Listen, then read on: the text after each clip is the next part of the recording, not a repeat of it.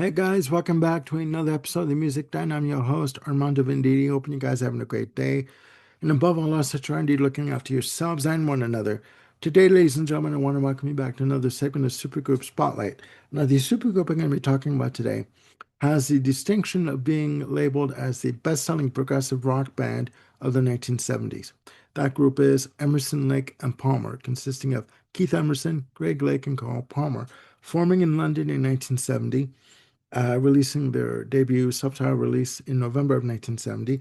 Between the initial run of the band from 70 to 78, the band would release 7 studio albums, starting with obviously the debut release, self-titled, and ending with the much maligned Love Beach in 1978.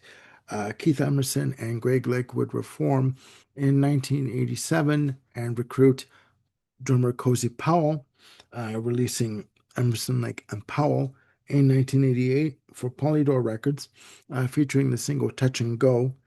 The band with Carl Palmer would reunite in 1991 after Carl Palmer left Asia, and they would release 2 further studio albums, Black Moon in 1992 and In the Hot Seat in 1994. Unfortunately, we've lost both Keith Emerson and Greg Lake in 2016, thus leaving Carl Palmer as the sole surviving member of Emerson, Lake and Palmer, or ELP. Now, the story of Emerson, Lake and Palmer is very interesting. Again, forming in London in 1970, when both Keith Emerson and Greg Lake were on tour with their respective bands, Keith Emerson with The Nice and Greg Lake with King Crimson. They were on the same bill, and both discussed not being happy with the musical direction that the respective bands were taking and decided to form a band together. There was an initial meeting set up in New York in 1969, 1970, and there was an initial call put out to Mitch Mitchell, ex of the Jimi Hendrix Experience, to join up, to form a band.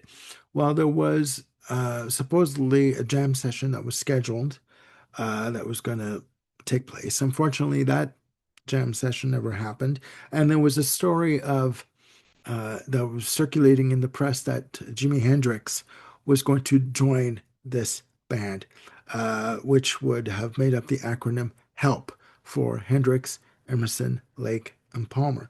But according to Greg Lake, he debunked that story, and that was never going to happen. Uh, Eventually, Emerson and Lake teamed up with Carl Palmer of the band Atomic Rooster, and Carl Palmer was also dissatisfied with the route that his band was going musically, and they three decided to form a band together. Thus, Emerson, Lake, and Palmer were born. They signed respective record deals with Island Records in the UK and Cotillion Records, which was a subsidiary of Atlantic Records in North America. And the band would again release their self-titled debut on November 20th of 1970. The album was recorded between July to September of 1970 at Advision Studios. The album was produced by Greg Lake. And there was one single release from the album, Lucky Man, which was the final track on side 2. There are 6 tracks in total, and the album has a total playing time of 41 minutes and 13 seconds. Upon release, the self-titled debut from ELP reached number 18 in the US charts, number 17 in the Canadian charts, and number 4 in the UK charts. So it was pretty much a hit across the board. Now, what made Emerson, Lake and Palmer unique as a band, yes, they were a progressive rock band, but they also utilized elements of symphonic pieces and also classical elements mixed with jazz elements. And after listening to the album, I have the 2018 box set Fanfare. After listening to this album, as much as I do like it, it is a challenge to listen to. Wonderfully done. There is a 2012 remastered version that you can listen to on YouTube. It's wonderfully recorded, wonderfully touched up, beautifully done. Uh, but it is a challenge. And they did believe in doing things over the top. Again, six tracks in total. And what I found interesting about this release is that four of the six tracks are instrumental pieces. And they did lean heavily on influences from Johann Sebastian Bach, and proudly so, but I'll get into that. The album starts off with the instrumental "The Barbarian," which is a piece based on a piece of music written by Bela Bartok at 4 minutes and 27 seconds. You're going to hear me use the word overdriven when I describe this album, and it's true. Nice use of overdriven bass, great organ, really dramatic piano runs and sections on this piece. Nice, intricate time signature changes, and really a nice dramatic build at the end of this track. Now, what I like about Carl Palmer's instrumentation on this album is he would use really intricate time signature changes. He would use a lot of hi-hat, and also he would use the rim of the snare drum to, for percussion elements on the pieces. After The Barbarian is the piece Take a Pebble, a Greg Lake composition at 12 minutes and 32 seconds. Wonderfully done. It's done in three sections. Fluid piano runs in the intro section, really good strong bass.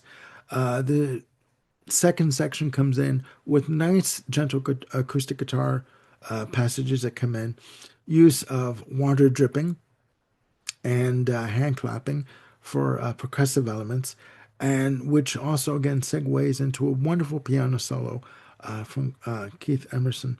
What I like about Keith Emerson's playing, it's very grand, very dramatic, very in your face, but there's a lot of fluidity in his playing, a lot of sprawling piano passages that come in, and it's wonderful. And what's wonderful about Take a Pebble is they use timpani on the percussive elements, and it's majestically done. That's all I can say. Side one ends off with the track Knife Edge at 5 minutes and 4 seconds. And again, it's a piece that is influenced or inspired by Johann Sebastian Bach.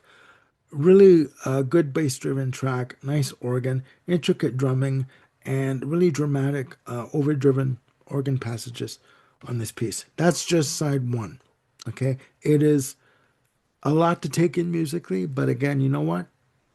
If you give it a chance, it is wonderful. It is wonderful. Side two starts off with the piece, as I look at my notes here, with the piece, The Three Fates, in three sections. The overall piece has a playing time of 7 minutes and 46 seconds. Starts off, first of all, each of these sections are named after Greek mythical characters. And it starts off with the piece Clotho at 1 minute and 48 seconds. And in my notes, I have here a drapery of pipe organ passages on this piece. The movement was recorded at the I was going to say Royal Albert Hall. No, Royal Festival Hall in London, with Emerson playing the venue's pipe organ. Then it segues into a piece called Lachesis. Hope I said that correctly. Clocking in at 2 minutes and 43 seconds. Sprawling piano runs, supercharged piano overall, but it features elements of Baroque and jazz influences. And it ends in a grand use of grand sweeping arpeggios. Now, the third section, entitled Atropos, clocking in at 3 minutes and 15 seconds. This sees Emerson playing a piano vamp in 7/8 time. Also, percussive elements coming in, provided by Carl Palmer. And there's an improvisational section played on top of that that is done using polymetric time signatures, and it's played repeatedly in a repeated sequence done in 4/4 time. So there's a lot of musical intricacies going on here, a lot of intricate passages, a lot of weaving in and out of different sections. It's textured, it's complex, but again, it's wonderfully done. It's wonderfully done. Tank is next, 6 minutes and 49 seconds. Another piece written by Emerson and Palmer. And it's, again, really bass driven piece.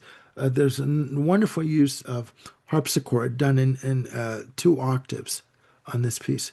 And at 2 minutes, there's a drum solo from Coral Palmer that lasts 2 minutes and 13 seconds. At 4 minutes and 13 seconds, the band come back in. And what I also like about the harpsichord piece is that you have two harpsichord tracks being recorded, but they're done in different octaves, but they're trading off each other in the solos. You know what I mean? And the album ends off with the acoustic piece "Lucky Man," written by Greg Lake. And this was again the single that was released from the album. Now, again, I've listened to this album quite a few times, and yes, it is complex. It is textured and multi-leveled, multi-sectioned. But you know what? If you give it a chance, it is wonderful. And um, again, the band were known for uh, throwing the rule book out the window. The rules were with Emerson, Lake and Palmer. There were no rules. If it can be done on tape, if it can be done live, they would do it. And you would see Keith Emerson, even in shows, literally ripping apart his organ as he was playing it on stage, flipping it over, tossing it up and up, tossing keyboards up in the air, catching them during improv sections. And this album, in its 6 tracks, features that kind of playing, all condensed into 41 minutes and 13 seconds. So check it out. Let me know what you think of uh, Emerson, Lake and Palmer, the subtitle debut, in the comments below. And let me know, what is your favorite ELP album? As I said, I have all the albums in the Fanfare box set, and I want to get a bit of a dialogue going. So again, let me know what is your favorite Emerson, Lake and Palmer album. And that's it for now. I've got more shows coming up with Jim Bricker, Ken Cheshire. Sagosha's on a bit of a break for now, but Bill Schuster is coming back on the show, and we're going to be doing a album ranking on Rush. I'm also going to be doing a segment of Is This Prog on Rush's Grace Under Pressure. So please join me for that, and I will see you soon on the Music Den. All right, have a great day. Look after yourselves and one another. Click like and subscribe, and hit the notification bell again to keep yourselves on top of any new content I've got coming up. I'm Armando signing off. Have a great day. Bye for now.